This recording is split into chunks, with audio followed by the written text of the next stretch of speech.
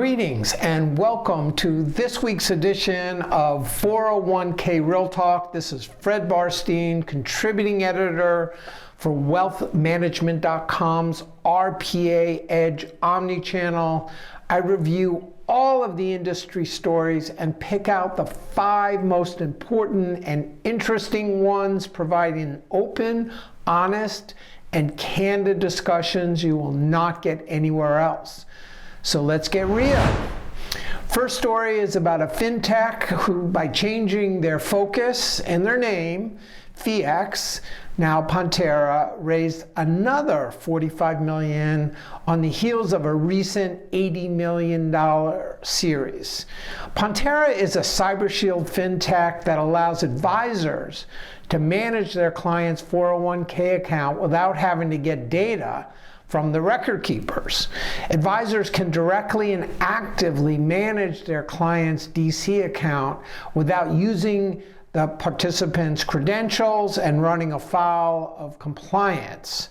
It could also help with the DOL's prohibited transaction 2020-02, which requires advisors to determine if a rollover is in the best interest of their clients by providing data and insight about that client's DC plans. Carson and Sageview has signed up, showing that both RIAs and RPAs are interested, but Bestwell's Aaron Schum quipped that Ponterra adds fees but little value, as more plans are using a 338 and professionally managed investments.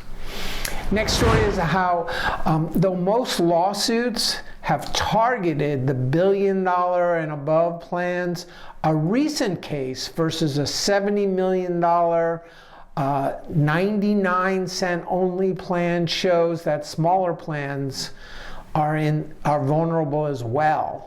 It's a copycat of the larger lawsuits, high fees, revenue sharing, and failure to negotiate. And they cited lack of competitive due diligence using an RFP for the record keeper. Could RPA lawsuits be next?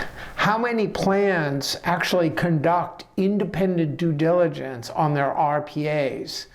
And did you ever wonder why not?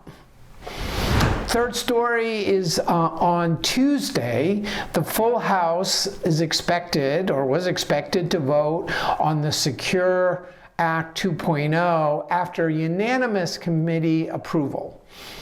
It would encourage smaller plans, startups, and auto features, and it's a good test to see if retirement is a high enough priority with Ukraine, inflation, and COVID still top of mind for lawmakers.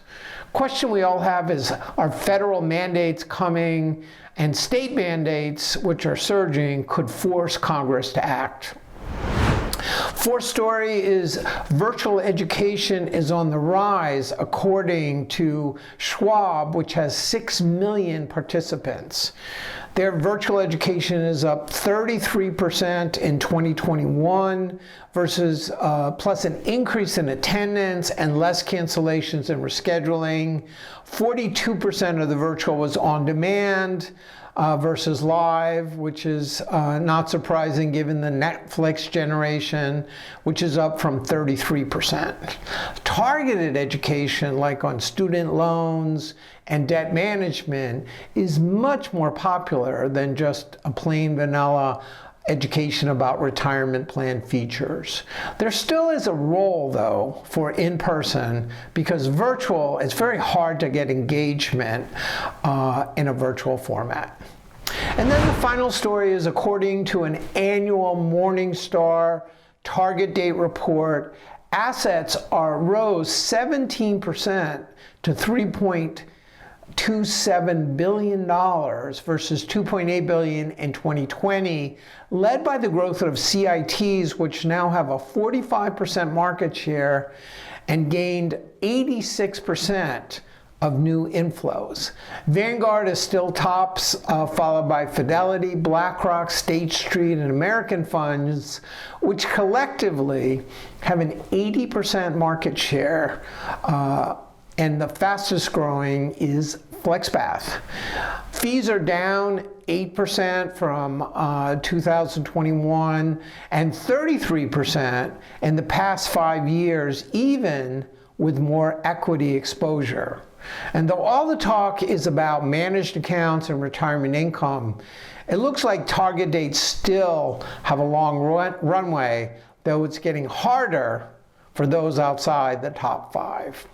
So those are the 5 most important and interesting stories. I did want to give a brief mention of the passing of Fidelity's former CEO, Ned Johnson.